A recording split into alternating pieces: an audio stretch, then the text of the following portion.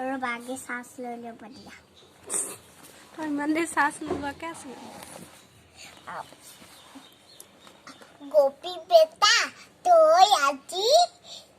গরু গিটালোর ছোড়াবি বাঘ আইছে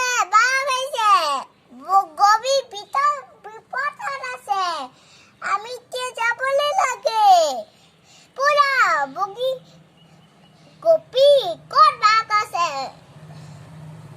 কত নাই খুদা